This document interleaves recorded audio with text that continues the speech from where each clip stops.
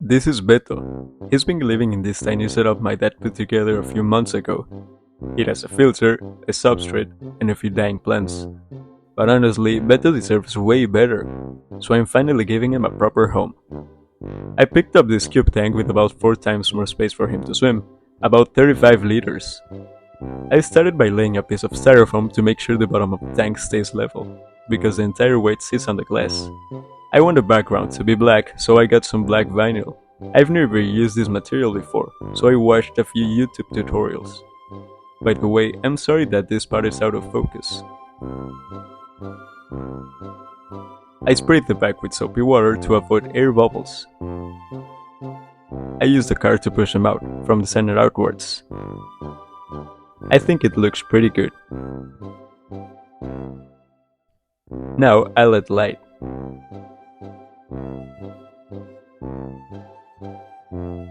Oh, yeah, that doesn't look good. I think water got underneath the reflective layer of the vinyl and it looks bad. So screw that, I'll just use black paper instead. I cut a square the size of the tank and taped it to the back. Yeah, this looks better. Now I can work on the scape itself. I want to create a slope on the back. I placed mesh to avoid the gravel from spreading around too much. Then I added gravel. This slope will give the tank more depth and make the plants on the back more visible.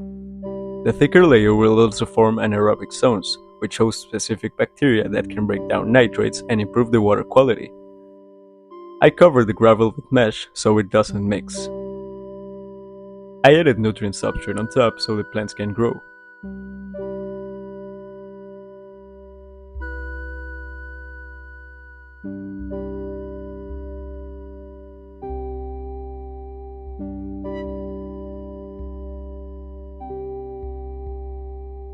I pushed the substrate away from this edge so you can only see the sand from the front.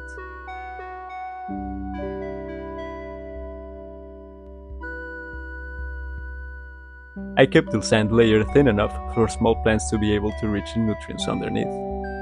For the hardscape, I want these rocks to look like small cliffs. I'm going for a sort of triangular layout, so I enrich them toward the back corner. This will also give Beto plenty of space to swim in the front. I think this shiny rock looks cool. These pieces of driftwood will create a nice shaded area on the back and tunnels for Beto to swim through. I placed some smaller rocks for scale.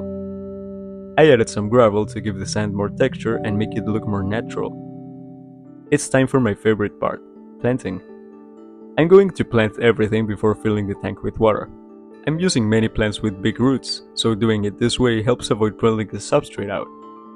However, it can make it awkward for flimsy plants, like this Vallisneria. I planted some Cryptocoryne. I think this plant is beautiful but very annoying to plant. I sprayed the plants with water during the entire process to make sure they don't dry up.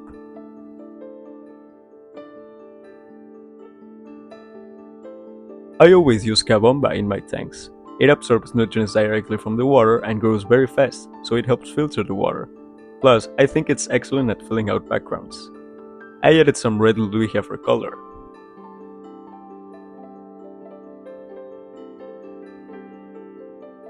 I used a piece of bubble wrap to fill the tank with water without disturbing the sand. Betas prefers softer water, so I used a mix of dechlorinated tap water and purified bottled water to achieve a GH of 6. My tap is GH 22 and bottled water around 1.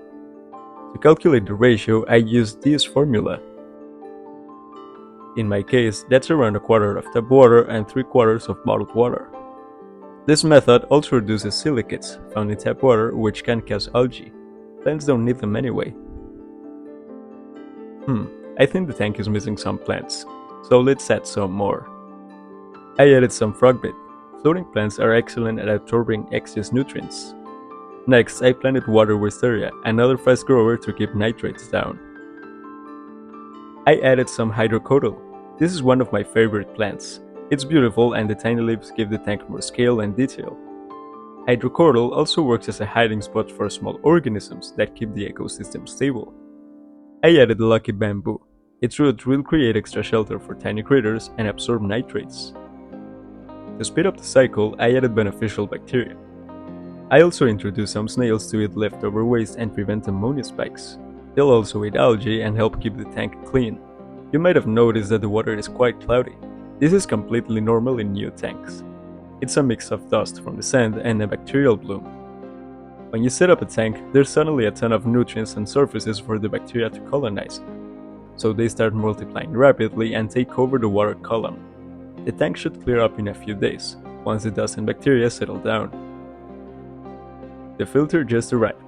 I filled it with ceramic rings from an old tank to speed up the cycle. Look at how cute it looks. After a few days, the water is much clearer. Ammonia is at 3 though. We have to wait until the cycle finishes to introduce Beto to its new home. After a few days, the Ludwigia started to melt. The same thing happened in my last tank, and I still don't know why. The rest of the plants are doing quite good. I ended up replacing the Ludwigia. I think it looks better now. The ammonia has stayed at 0 for a few days, meaning the cycle has finished. This tank has enough plants to handle far more waste than Beto can produce, so I decided to get 6 Harlequin rasboras. They're usually peaceful in community tanks, so I wanted to see how they would behave. The bravest of the 6 exits first. The others follow and exit the net. They are pale and stressed from the journey here. Meanwhile, this one guy is still exploring. One hides below the driftwood.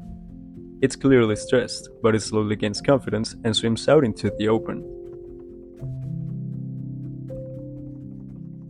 I turned off the lights to let them settle in.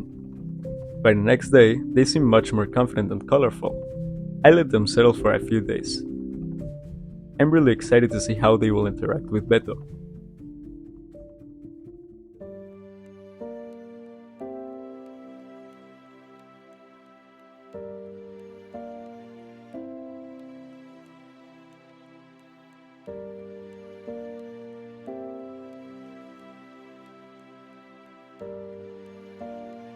Beto seems quite stressed.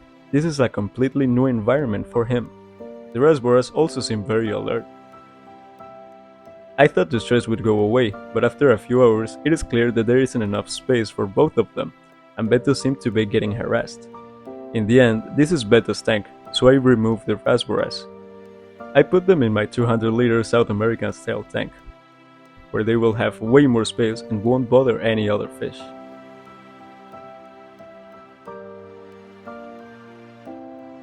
Now that his tank mates are gone, Beto seems way happier.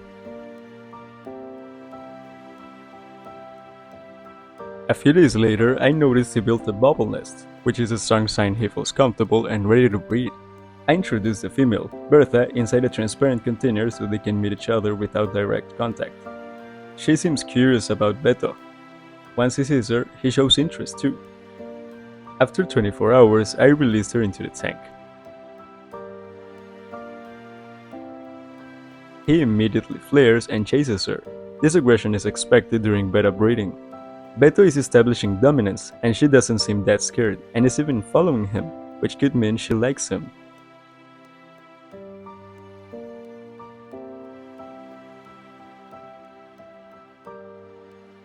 Beto made his bubble nest much bigger, so it seems like he likes her too.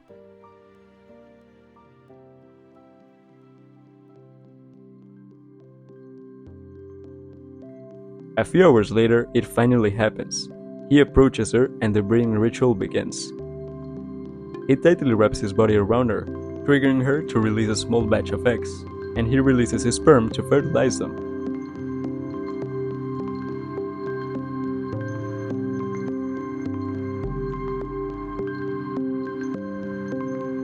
She momentarily appears to pass out. This process is repeated a few times until all the eggs are released.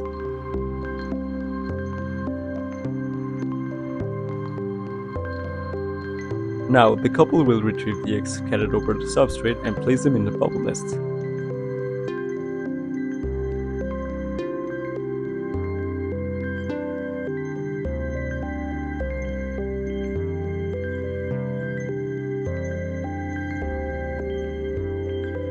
Now that the breeding process is complete, Beto will become extremely territorial. I removed Bertha from the tank because he will guard the nest until the eggs hatch, so he could injure or even kill her. When the eggs hatch, I'll have to remove Beto from the tank for a few weeks, or he will eat the larvae. Once they grow big enough, I'll remove them to safely return Beto to its home. But that is a story for another video. If you want to see how I raised baby shrimp, check out my last video.